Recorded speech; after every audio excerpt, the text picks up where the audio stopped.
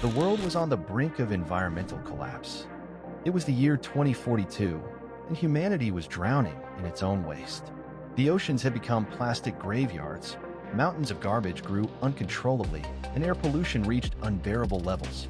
The largest cities in the world seemed surrounded by walls of waste that neither recycling nor incineration could reduce.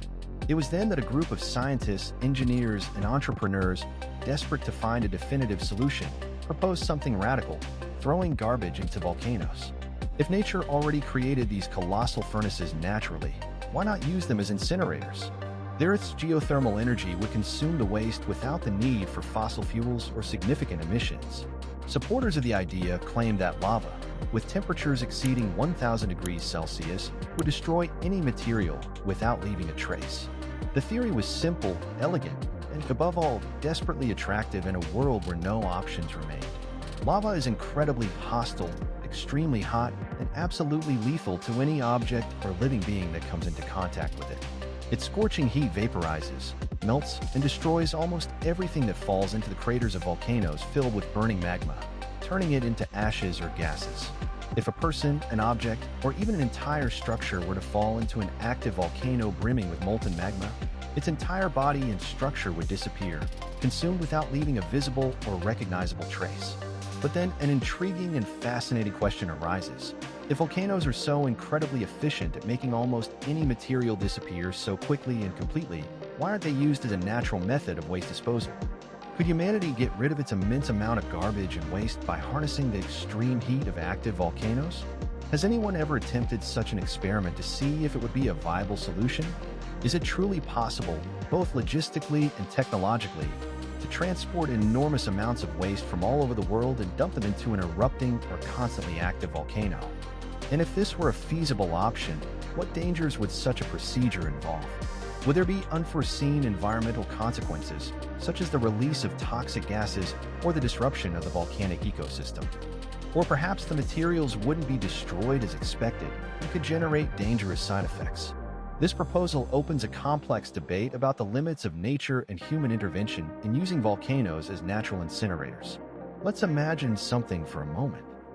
In the United States alone, approximately 254 million tons of waste are generated each year, a colossal amount of trash that requires effective solutions for its management and disposal. At first glance, it might seem like an ingenious idea to harness the intense energy of a volcano to have all this waste consumed by the burning magma, reducing it to ashes in a matter of seconds. However, this idea is far from simple to implement in reality. Using volcanoes as natural garbage incinerators is impractical and highly risky due to multiple factors, such as their geological instability, the unpredictability of their activity, and their generally remote locations. Transporting tons of waste to an active volcano would not only involve enormous logistical costs, but could also trigger unforeseen environmental effects. So even then, would it really be worth facing all these obstacles just to dispose of so much trash in a seemingly efficient way? Or instead of benefiting the planet, will we end up causing even greater harm to the environment and the natural balance of Earth's ecosystem? One of the first obstacles would be finding a suitable volcano for this task. There are around 1,500 potentially active volcanoes worldwide, but most are far from human settlements. This would make transporting massive amounts of garbage to them a logistical and economically unfeasible challenge. Moving waste to a volcano would require costly infrastructure and massive energy expenditure. Additionally, not all volcanoes have a constantly active lava lake, making the process even more complicated. Although the idea seems attractive, the distance, costs, and instability of volcanoes make it impractical. The second challenge will be finding the right type of volcano for this task, specifically a shield volcano, which has slow eruptions that create the well-known lava lakes. Unfortunately for this hypothesis, they are not common. Instead, it is much more likely to encounter a stratovolcano, a natural formation that you definitely wouldn't want to cross paths with. These volcanoes are characterized by explosive eruptions due to the constant pressure of hot gases and magma within them, making them far from a safe and reliable place to dump waste.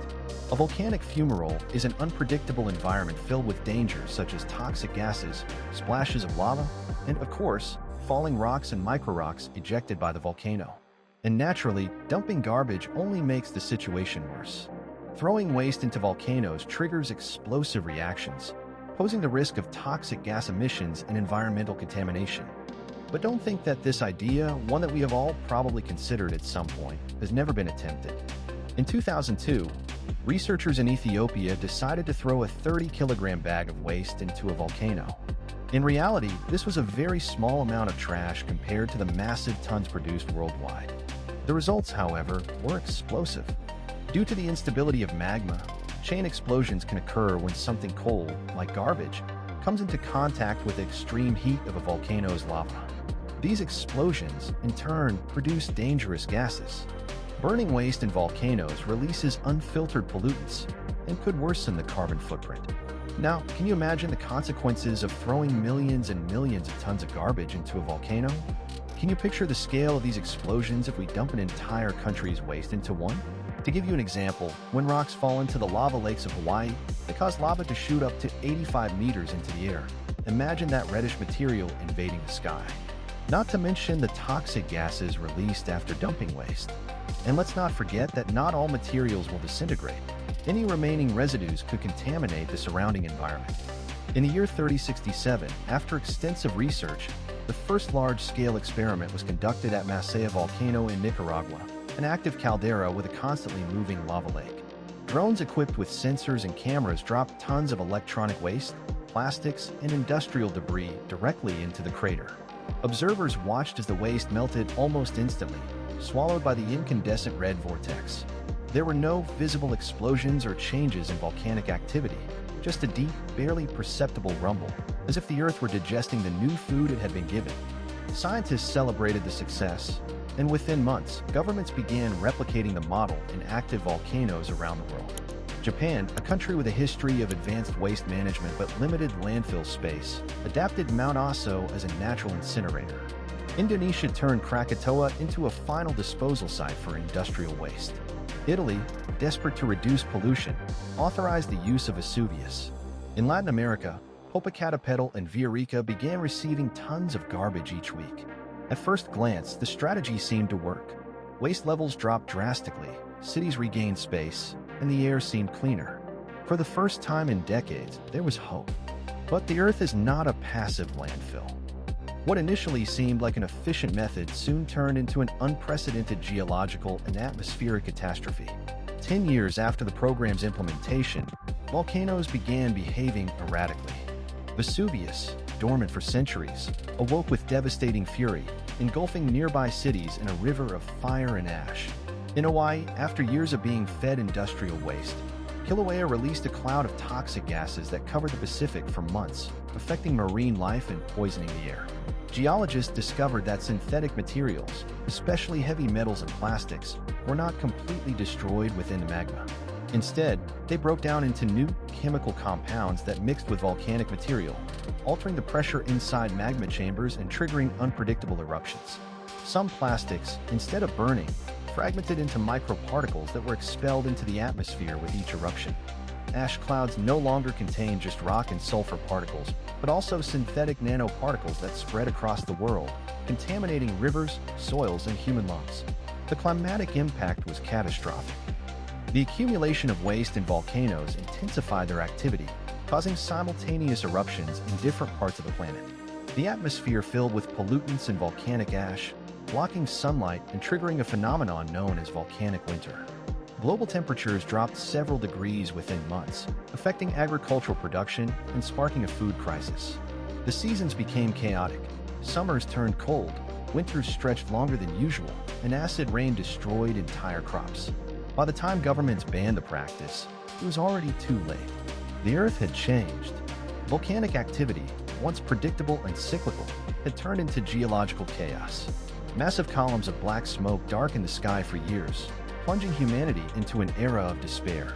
Coastal cities were engulfed in toxic fog, farmlands became barren, and the oceans, now filled with incandescent microplastics, suffered a mass extinction of marine species. Millions died from respiratory diseases, famine, and natural disasters triggered by geothermal instability. In the year 2058, the last great eruption marked the breaking point. The Yellowstone supervolcano, dormant for over 600,000 years, awoke. Its eruption was so colossal that it covered the entire American continent in ash, pushing humanity into its worst crisis yet. It was then that civilization realized its mistake. In trying to dispose of its waste, it had turned the Earth into its own executioner. Now, every breath carried the bitter scent of burned plastic and metallic taste of toxic gases. As the survivors struggled to rebuild what little remained, one question began to echo in a collective conscience. Was the real solution to the waste problem simply finding a better place to hide it? Or had the true challenge always been learning not to produce it at all?